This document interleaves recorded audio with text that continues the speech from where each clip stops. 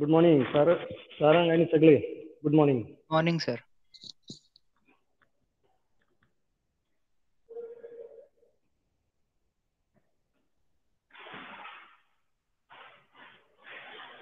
Okay, so last time, just review I will take of our previous session, and now we're going on to continue with the next topic. Am I audible properly? Yes, sir. Okay. If any interruption occurs, then just inform me immediately. So see, just note down the sequence at your end so that whenever you will write the journal or whenever you will go for practical completion, then it will be somewhat helpful to you what you have to write. Otherwise, at the end, there might be total confusion from where and how to start writing that our second assignment, and that is data acquisition system. Okay. And that's why I will take the review of our previous discussion. I think during our last previous session, we discussed about the overhead tank at reservoir condition, at overflow condition, and one more we added during the last time, and that was to maintain the TDS of water, right? What is that TDS and all that? How to control it? That work already we discussed, is it? So generally, the water coming from corporation, it is with somewhat low TDS, while from tube well having the high TDS, is it? And one more sensor we consider for that measurement. I given one task to find out such type of sensors if are available in the market. So hope so you might have done it, and how to utilize it, that is on you. Okay, is it okay? Is there any doubt regarding the previous discussion? Okay, shall we continue? No, na? No, sir. Okay. Now we'll start from that source of water, that is underground tank and as well as the tube well. Okay. We will consider that one more underground tank, and again we have to place the sensor for the water measurement or availability of water, to check the availability of water in that underground tank. Okay. So we will go on to use the same resistive type of sensor.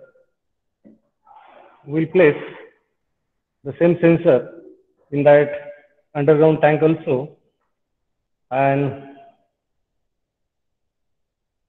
we'll keep somewhat reservoir over there. Okay, to get our we can say that mud and everything that should get accumulated at the bottom. It should not get lifted by the motor to the overhead tank. Okay.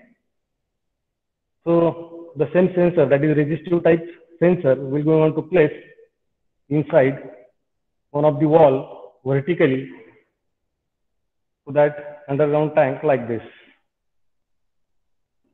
Functioning already you are familiar. Due to the availability of water, this helix, resistive helix, it gets shifted due to the casing or that pudding provided to that sensor, which is flexible in nature, right? Again, there are two terminals for the external connection to this resistive type of sensor. Now, according to the availability of water, if that available water in that underground tank is that reservoir, one more pump is there for to lift the water. So we'll show that pump at the bottom.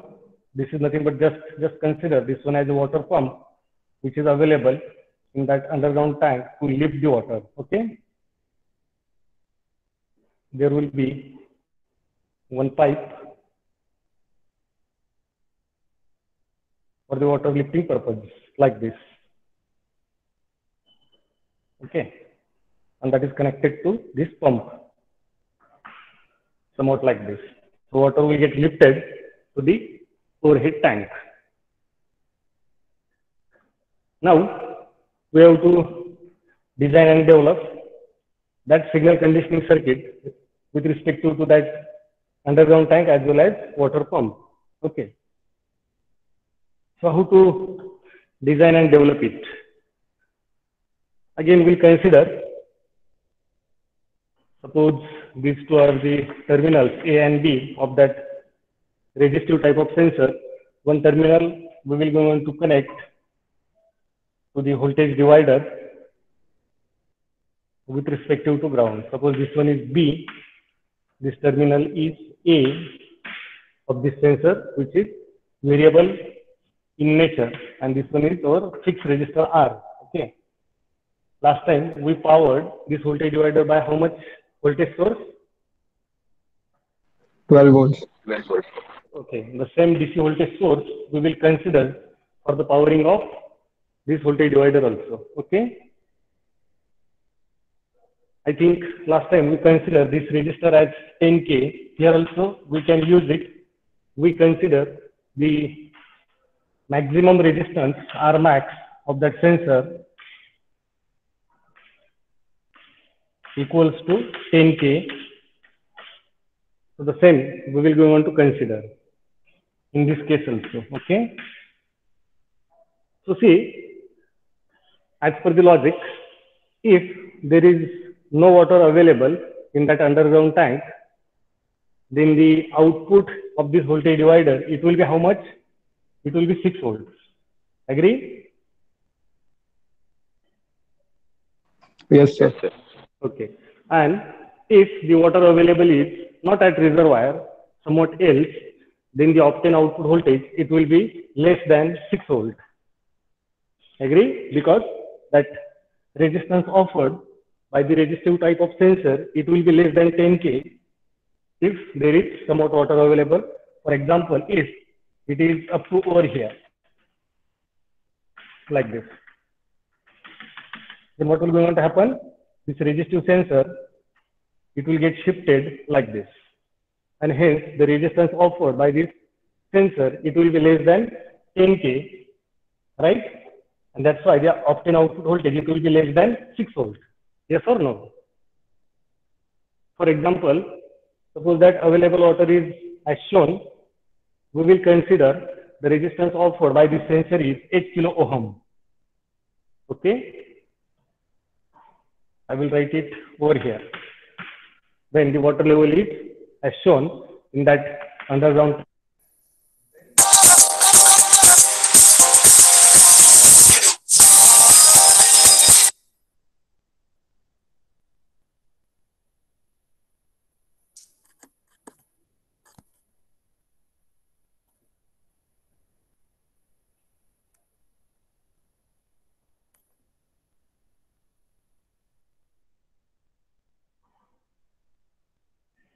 Okay, am I audible?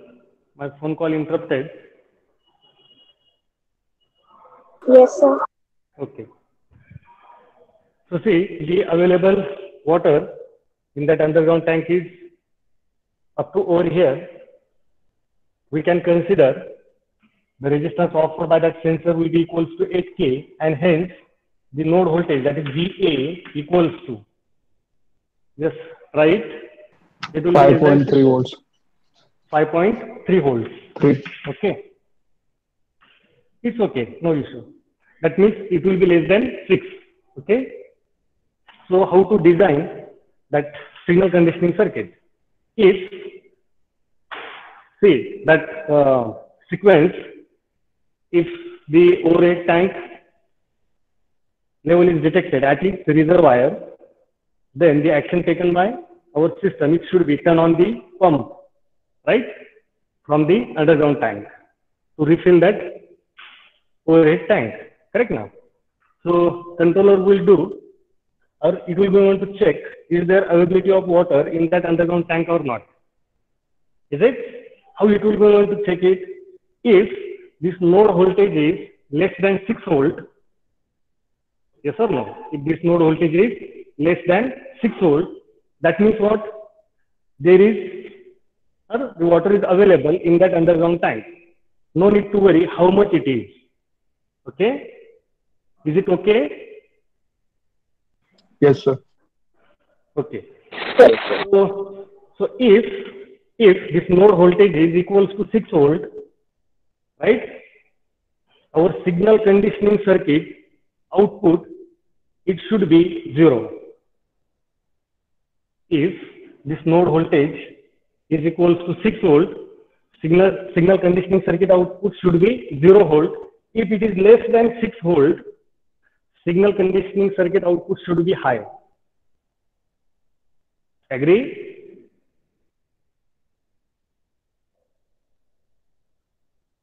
Yes, sir. Okay. So try it. What we will do, again, we will going to consider the comparator by using op-amp.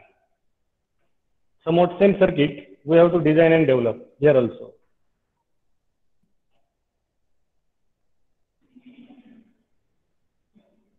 So I will use one more voltage divider with 6 resistors, and we'll be able to decide how much should be this reference voltage and this terminal.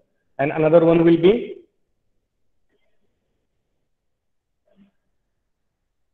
that is nothing but voltage at A, this one, VA. Is it?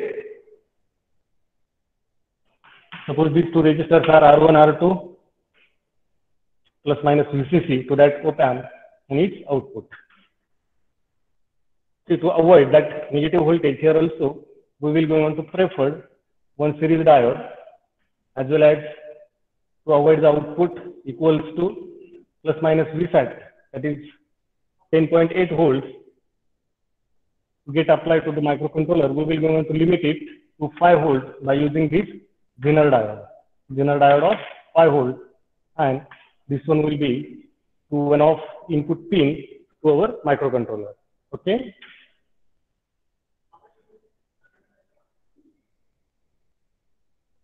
This one is again plus 12 VCC, or the DC voltage of 12 volt, plus 12 minus 12. Is it okay up to over here? Yes. Okay. Now finalize these two terminals, which should be inverting, which should be non-inverting, and how much should be the reference voltage. Right, by yourself. Consideration is what? Whenever that VA will be equals to 6 volt, the output of our signal conditioning circuit, it should be equals to, are you written it, that consideration? Whenever this node voltage is equals to 6 volt, the output of our signal conditioning circuit, it should be 1 or 0? 0. Okay. When that VA is equals to 6 volt, signal conditioning output should be low. Is it? And when that VA will be less than 6 volt, signal conditioning output should be high. Is it okay? Yes. Yes, sir. Okay. Now just let me know, this reference voltage should be less than 6 volt or greater than 6 volt? Less than 6 volts. Okay? Yes, sir. Okay, we'll consider this one as 5.9. Okay. If it is 5.9 volts, then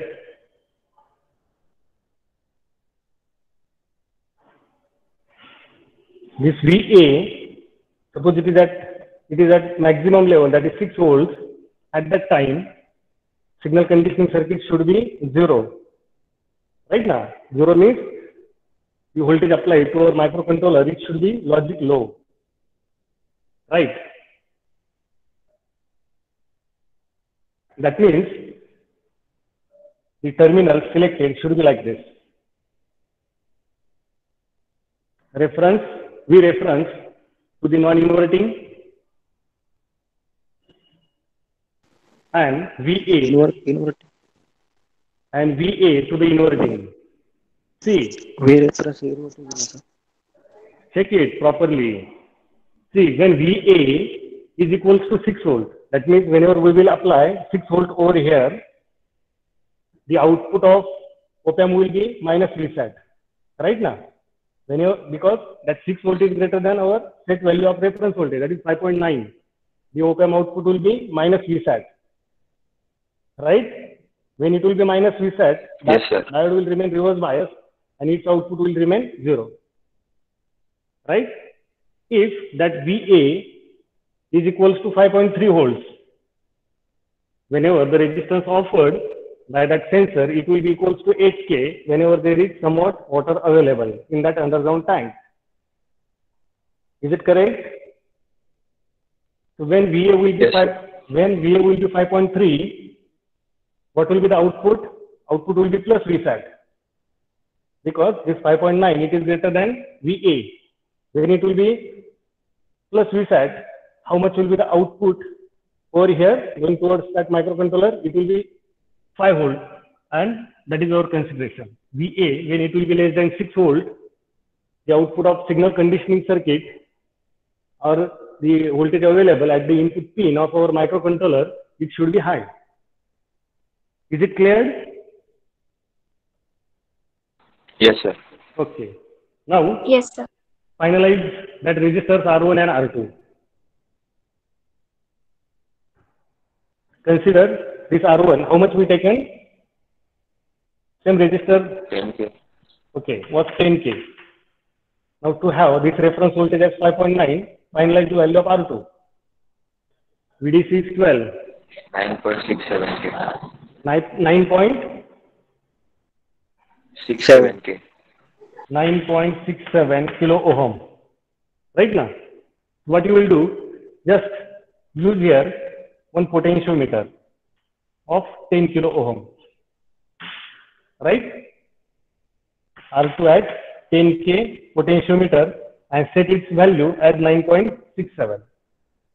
Or see, to avoid the effect of tolerances of the selected resistor, what we can do, our intention is what? Only to have this reference value exactly at the 5.9 volts. Right now. So what you will do, take that potentiometer and use it as a variable resistor. That means you have to tie outer any two terminals with each other. Right now, or middle terminal with any one outer terminal. Right? So that potentiometer, it acts as what? Variable resistor. Right now. Take this R1 at 10 kilo ohm, connect that potentiometer to that R1 and apply the DC voltage as 12 volts. Now, rotate the wiper of that potentiometer in such a way that a voltmeter connected across it, that is DMM, with respect to ground, will going on to read the voltage drop across that resistor R2 equals to 5.9 volts sharply. Is it clear? Whenever it will be exactly 5.9, just rotate the wiper of that potentiometer to set the voltage drop across it as 5.9. Once you will achieve it as 5.9, leave it and lock that potentiometer properly, lock it, so that nobody will go on to disturb later on. Is it okay? So whatever may be the tolerance to that selected R1, no need to worry about that tolerance. Otherwise, if you have taken this resistor as a 10K and by using DMM, if you set the value of this potentiometer exactly as 9.67K as per our calculation, And actually, whenever you will going to apply that DC voltage as a 12 volt, the obtained reference voltage, it might not be exactly equals to 5.9 because of tolerance. It may be less than 5.9 or it may be 6 volts like this. Is it clear? What is the exact problem of that tolerance of resistor and how Yes, to avoid sir. it and how to avoid it? So instead of measuring the resistance of that potentiometer by using DMM, simply you just connect that DMM as a voltmeter across this R2, connect one series resistance resistor of 10K and power it by 12, move the potentiometer wiper in such a way that voltage drop across it will become exactly equals to 5.9. Once you will achieve it, just lock that potentiometer so that later on nobody will be want to disturb it. And hence, we can say that reference voltage, it will remain always exactly at 5.9. So simple way, right? Okay. Now see how it will go on to work. Suppose that water level is as shown, our overhead tank, it gets empty to reservoir. Controller will go on to decide to turn on the pump.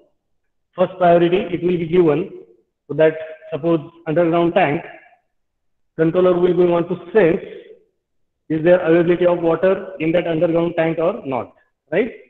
If it is there, then the output of our signal conditioning circuit, it will be logic high as per our consideration, right? So if that controller sense it as a high, what action it will go on to take? It will go on to turn on this pump and that overhead tank will start to refill. Is it? Now, during the pump in on condition, the water level in this underground tank, it will get decreased, right now.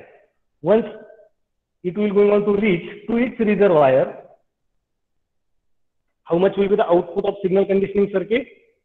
It will become low because that water level will go down to the reservoir of this underground tank during the that overhead tank gets or started to refill, right?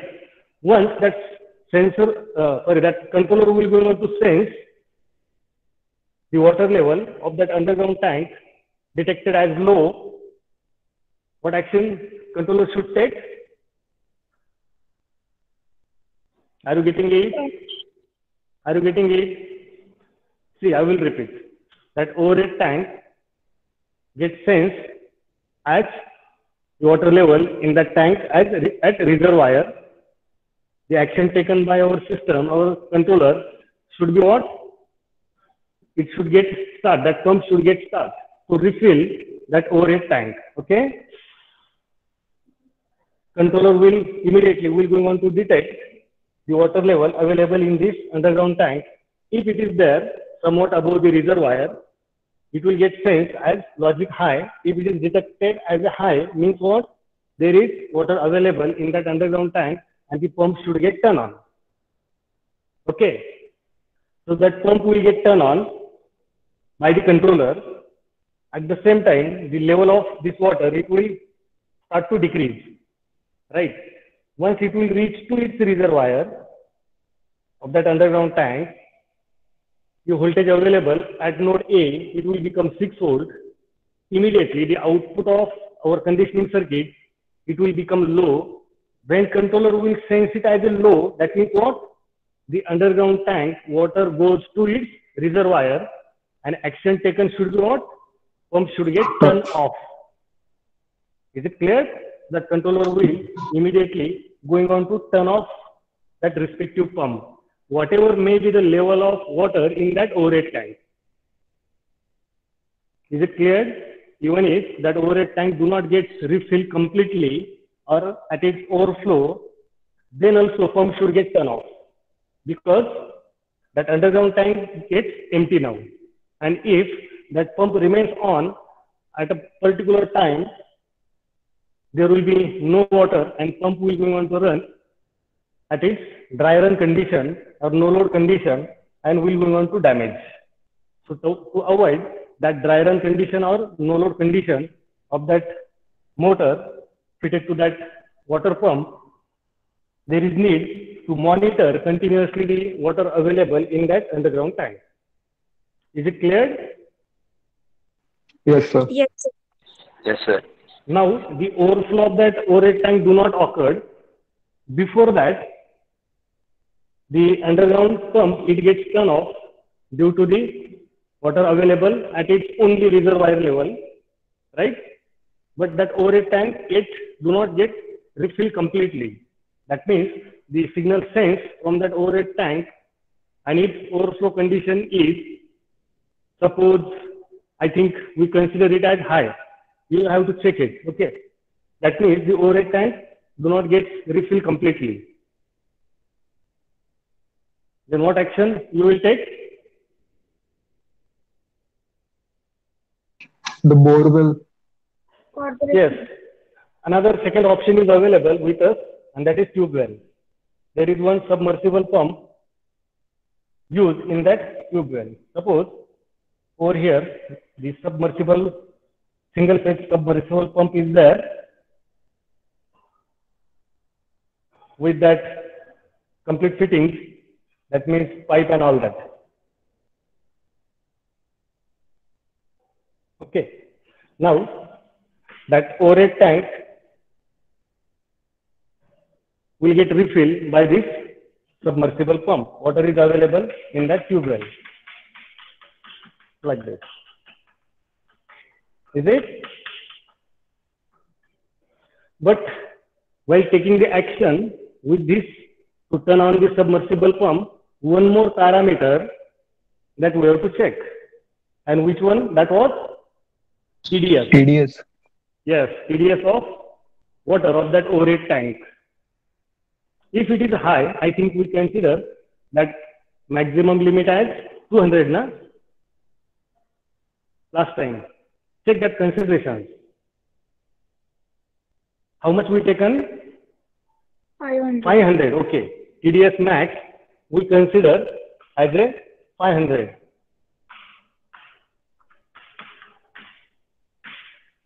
Right. So that overhead tank do not get refilled completely, but the underground tank water is available at its reservoir. Action taken is that respective pump that is from the underground tank, it is turned off. Right? Now we have to refill that overhead tank to its overflow level, means completely. So the action taken should be turn on the submersible pump. You already answered it, right? But before turning on the submersible pump, check the TDS, right? At the same time, microcontroller will going on to check the TDS from that overhead tank. If it is below 500, if the TDS sense is below 500, then no need to worry about the water from the tube well. Then you can take the action to turn on that submersible pump. Is it clear? Yes, sir. Yes. Okay. If that TDS is still, if it is equals to 500 or greater than 500, water available in that overhead tank, it is somewhat its reservoir, above somewhat its reservoir, due to the water available, this much water available from the underground tank, correct? We turn on the pump, but before completely refilling that overhead tank, this underground tank becomes empty. Action taken is we turn off the pump, but that overhead tank is still somewhat empty or partially empty. It is not at its overflow level, and hence we will going on to turn on the submersible pump. But before turning on that submersible pump, the TDS of that water, we have to check. If controller sense it below 500, then we will want to turn on this pump. If it is above 500 or equals to 500, we will want to keep the complete system in turn off condition. Whatever may be the water level in that overhead above the reservoir, right? Is it clear? And Yes. we'll go on to Yes, wait. sir. Yes, sir. We'll go on to wait.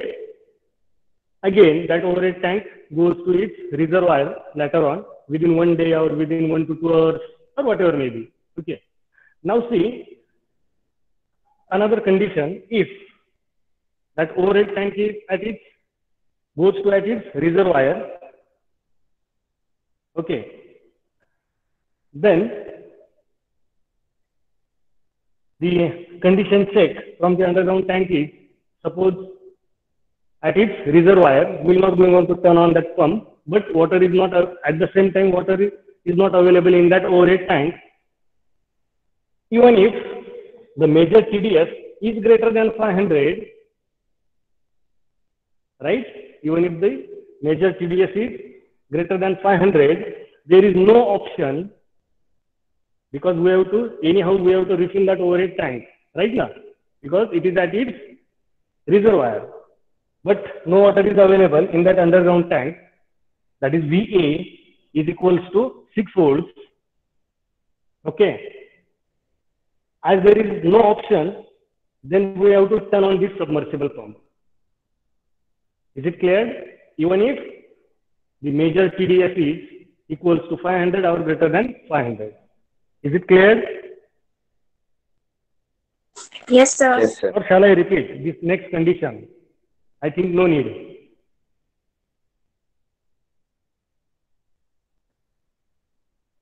Is it clear? Yes, sir. Okay. Now, last time I mentioned one more sensor, and that is flow sensor. Okay. Particularly that flow sensor, see, we can't measure the water level in that tube well, right? Because its size is very, very small, just almost 6 inches. Okay. See, whenever that submersible pump is on, that overhead tank will start to refill according to all that conditions, whatever we discussed. And if our controller is finalized to turn on this submersible pump, it will get turned on.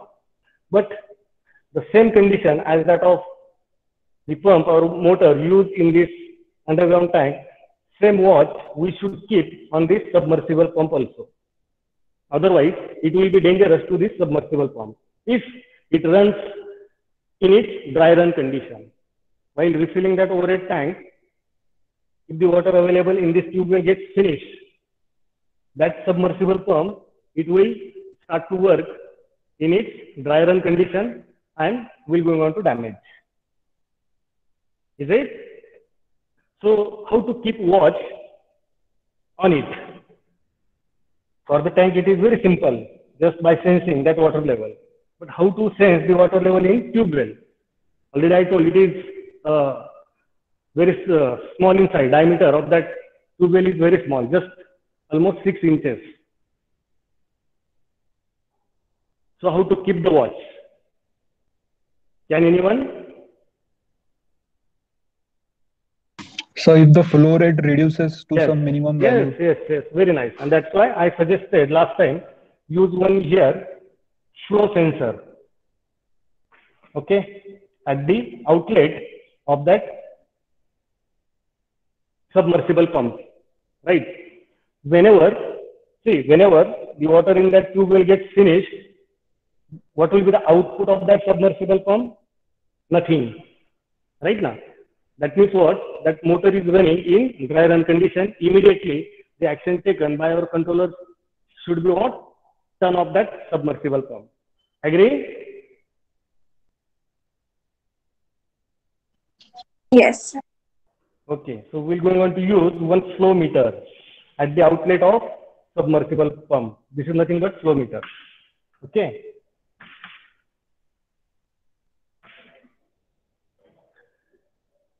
Now, if the output of that flow meter, that we have to consider now, somewhat in terms of voltage. Are you identified any flow meter? Are you seen that technical parameters of that flow meter or no?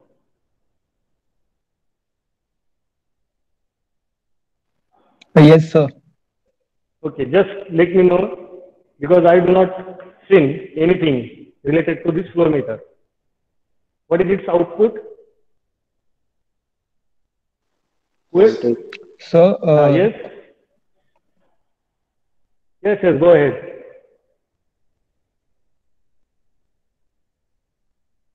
So the flow meter uses differential pulse transducer, sorry, differential Okay. pressure transducer, and the Okay. output is in terms of capacitance, and we have to use some signaling circuits or signal conditioning circuits to convert it into voltage. Okay. That means its output is variable capacitance. Yes. Okay. So we have to think on it now, right? Which signal conditioning circuit is to get preferred to sense that flow, right? So are you identified any signal conditioning circuit?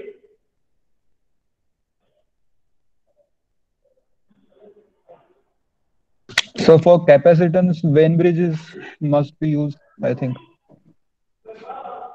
Okay, but Vein bridge output is in terms of current, na? Variable current. So voltage, no? Sir Okay. आपल्या requirement नुसार असं output voltage current किंवा जे आपल्याला हवं ते. Okay. Okay. It's okay. So we will go on to use Vein bridge. Okay. At the output of this flow meter, Vein bridge output will go on to change. Is it? So just let me know if there is no any liquid flow through this flow meter, the capacitance is maximum or minimum. You might have seen that technical specifications in detail. That's why I'm asking. When the detected flow is 0 of any liquid, then the capacitance is of this flow meter is maximum or minimum. Are you seeing it?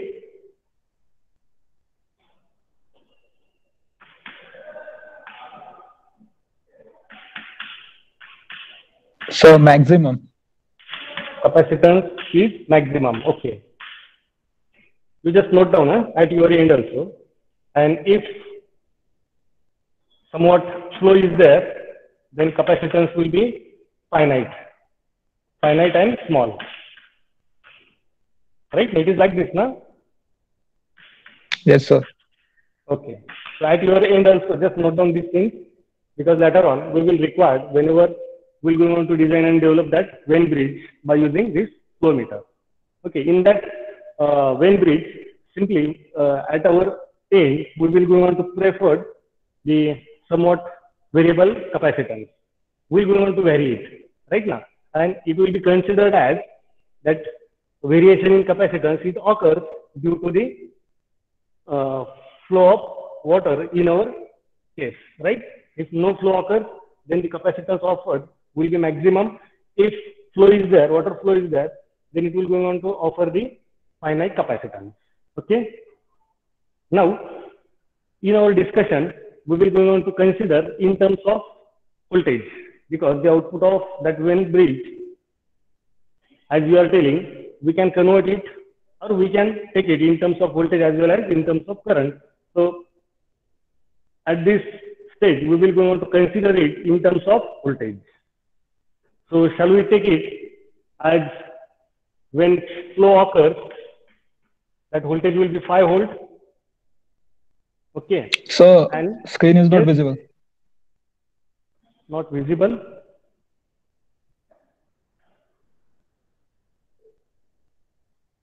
Check it now. Yes, sir. Now it's visible. Okay. So see, we consider if flow is there, then the output of that Vein bridge is equals to 5 volt, and if no flow, then we have to consider either less than 5 volts or greater than 5 volts. Is it clear?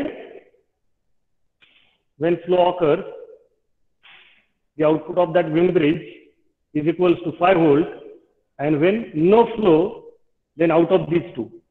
So out of these two, which should get considered? Are you seeing that Vein bridge in detail?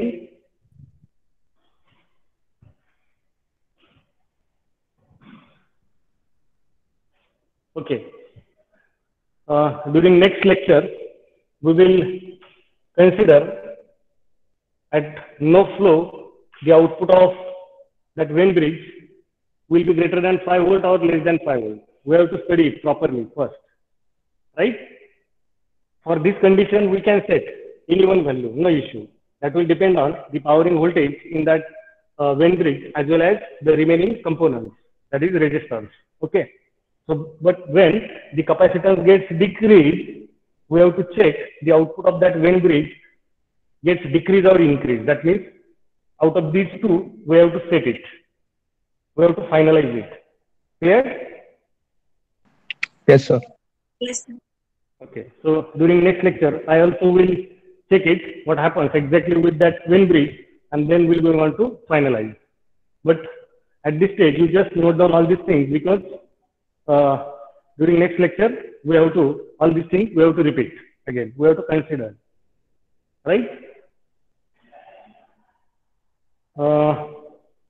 So that switching circuitry, okay, we'll cover that switching circuitry first, and then we'll switch to the next parameter, which should get monitored during the on condition of our complete system. Okay. I think we should get stopped, and during next lecture, first of all, we will complete regarding this flow meter. We'll finalize that Venn bridge, then its signal conditioning circuit, and then we'll switch to the switching circuitry of this water pump as well as submersible, because both pumps are single phase AC motors which consume somewhat more power. It operates on 230 volt RMS. Our complete system is digital in nature, right? By using that controller and all these signal conditioning circuit and all these things. So there should be somewhat switching circuitry, isolation between this complete digital circuitry and the high power load, that is AC loads, 230 volt RMS AC loads. Okay, so we'll discuss that switching circuitry also during the next time. So we'll stop, just wait for a few seconds.